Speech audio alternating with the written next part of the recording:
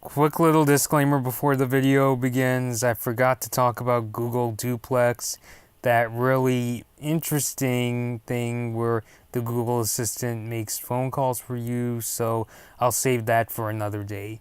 But anyway, I'll be talking about Android P in this video, so let's get into it. So, hey guys, Blood Moon Bobby here, just checking my audio for starting off. So, what was I doing? Today, Tuesday, Google unveiled some new features in the upcoming version of Android 9.0 version. Actually, why do I have it as... it is called Android P. It's funny, I thought somebody wanted it to be called Android Lollipop, but Android Lollipop already exists. So Android P is coming out for Nexus devices later this year. So let's actually go over the new features that Google announced.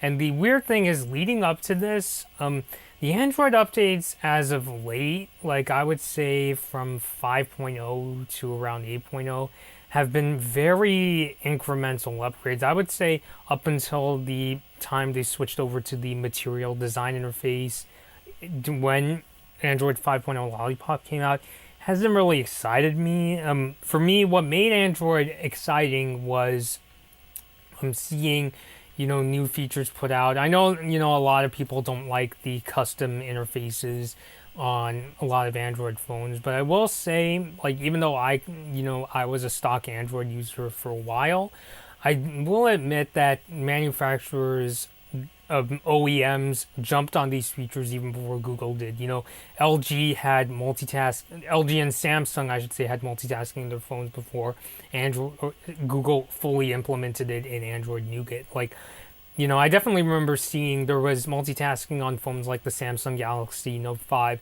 and there was even multitasking on the LG Ultimate 2, which is this budget Android phone that ran KitKat. It was a slow phone, but I remember using multitasking quite a bit. Like, it had a multi-window calculator, and you could even watch videos using that feature. So that's just kind of my take on Android updates as of late. I mean, 8.0 came out, they made refinements to the notifications pane, and that was there were a couple other features, but they were just very incremental upgrades. I feel like Google has been leaving it up to manufacturers as of late, but it is good that they are taking steps to actually make fairly substantial upgrades with Android P, because even though the manufacturers can step in, it is good because Google is the one that ultimately sends out these features that could be applied to any phone. When a manufacturer does it, it's universal to every phone. It's just a matter of getting it out to everyone in time. I mean, I guess let me put it this way: if there was a big security breach, let's say LG and Samsung can provide updates, but they come out at fairly different times. Like, LG comes out with it let's say the day after the breach, and Samsung comes out with it a few days after the breach. So yeah, but even on the Google end, it's hard for Android updates to get to OEMs because they have to go through all these security checks. They have to go through carriers, and it has to fit with the manufacturer's skin. So it's just a really big mishmash of things. So, but I'm really glad that Google is implementing these new features. So let's get into that. And actually, one more thing before I start, Google really pushed that a lot of these features are thanks to AI and machine learning. Just know, whenever, whether it's Apple, Google, Microsoft, whatever, when they really emphasize machine learning, it's really just a buzzword. Machine learning, AI, that's been a part of computers since inception. I mean, yes, things like voice recognition, that's a relatively new thing when you really consider the history of computers. But what matters most is, what does the machine learning do? What new features does this bring out? And thankfully, there are some pretty cool features to come out of Android P. I mean, let's put that whole AI thing aside. What really matters is the new features. So aesthetically, it is still basically the material design interface we are used to seeing from Google, but they it's a lot more circular. Like if you go look up pictures or screenshots of Android P, you'll notice that the icons are now in circles, and even the Google search bar, it kind of looks like a really long pill, if you will. So I don't know. That's just how one site described it. But so you got that. But in terms of the multitasking, this is where it gets really interesting in Android P, and I will have pictures in the video so you guys can get a better idea.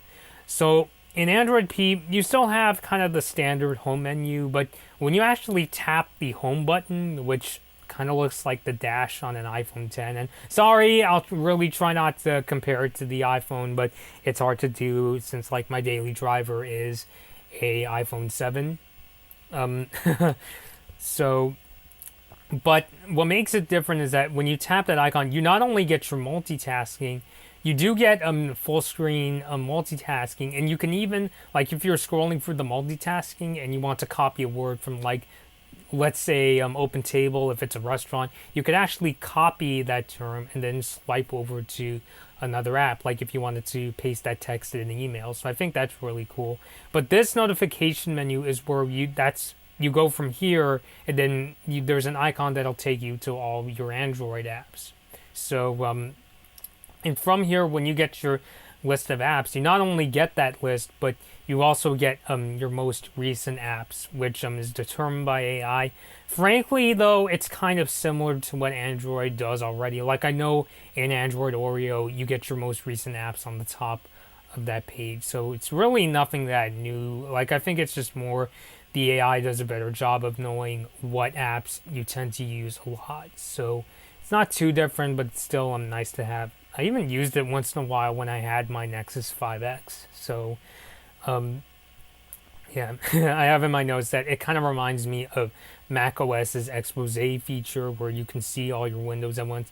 It's kind of like that, but it's obviously in more of a swiping kind of an interface. So, yeah. And Android P, I think it's a bit more contextual because I noticed when I did my research, I watched Dieter Bohn's video for The Verge, which I thought was kind of PR-ish. But interestingly, in that video, what he was able to do was when he tried to copy the name Taylor Swift, there goes my phone, he not only got his copy, cut, and paste options, but he also got a link to Spotify to go listen to Taylor Swift songs. So I think that's honestly really cool. So in my case, like, I'm more of a Billy Joel fan. So, if I'm just hyping about Billy Joel, maybe recommending him to a friend, I could just copy the name Billy Joel and then go over to, in my case, it would be Apple Music to listen to his songs. So I thought that was really cool. Other features we got,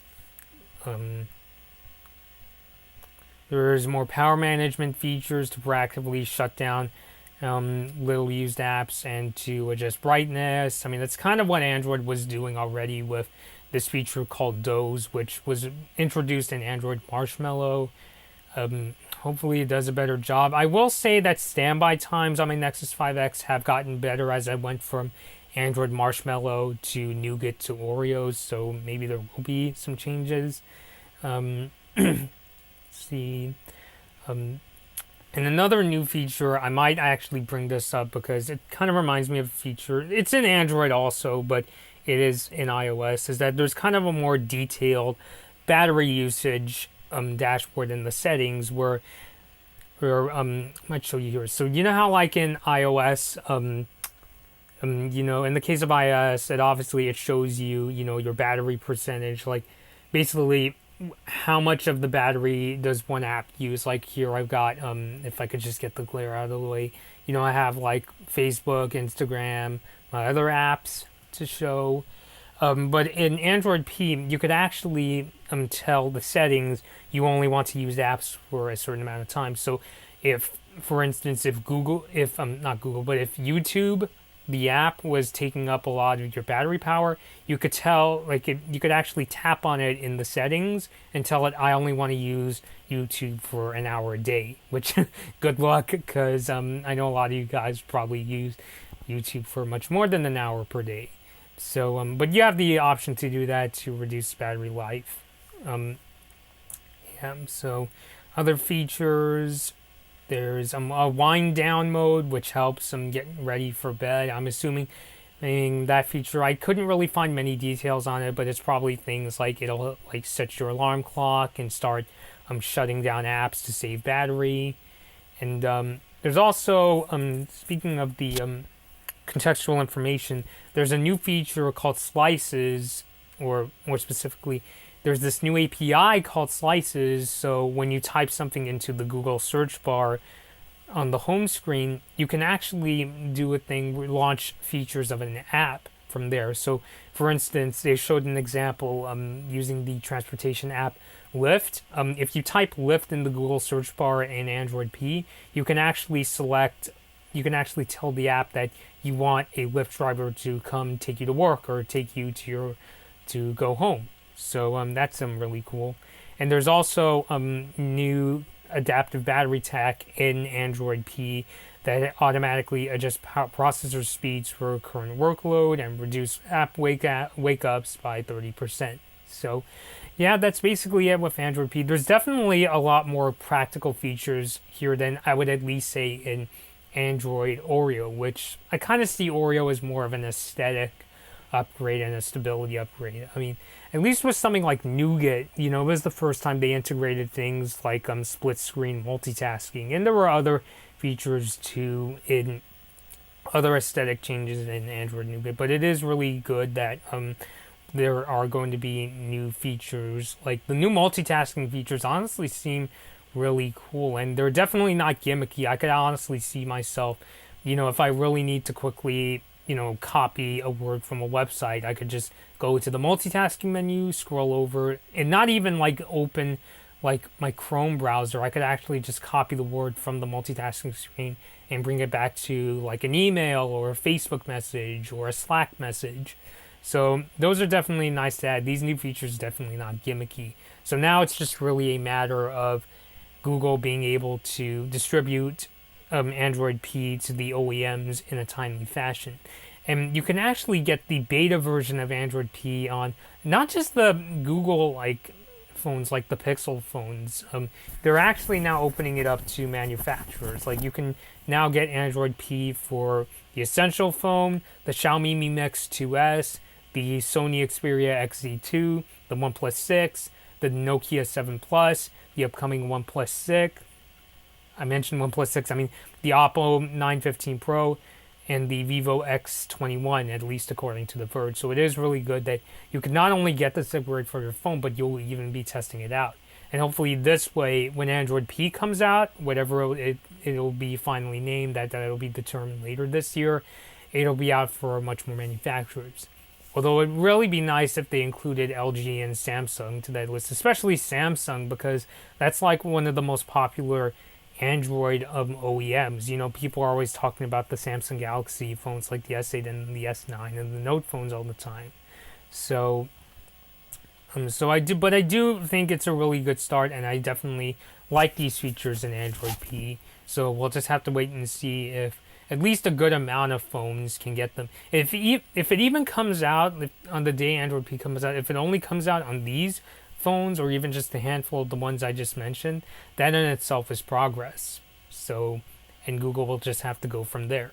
So, alright guys, this has been Blood Moon Bobby. What do you think of Android P? Do you think these features are really good? Do you want to upgrade to Android P? Do you have concerns about upgrading? Do you think it may not even come to your phone? Let me know in the comments below. If you have any sources for stories, my email will be in the description below. And thank you for watching. Hey guys, this has been a Blood Moon Bobby video. Please like this video or dislike it, and please subscribe to my channel. Thanks for watching.